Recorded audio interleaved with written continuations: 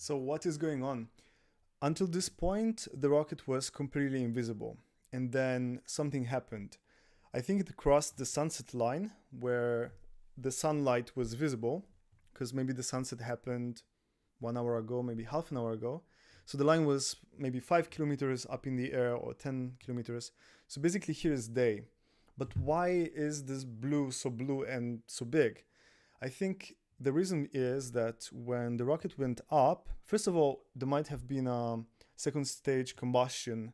So, but let's ignore everything. Let's say the rocket just went from one point to the other without any change of stage. There is no booster and so on.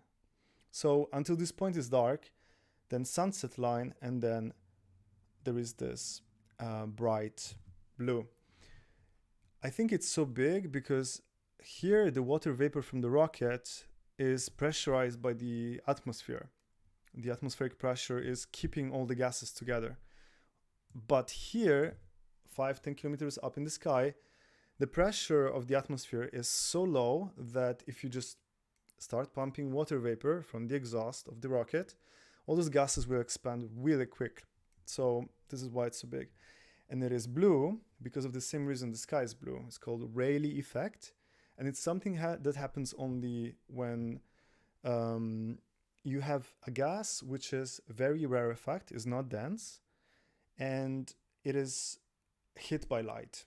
So the light that hits this very rarefied gas, which is on the top of the atmosphere, is basically absorbing all the wavelengths of light except for orange and red. That is going through directly.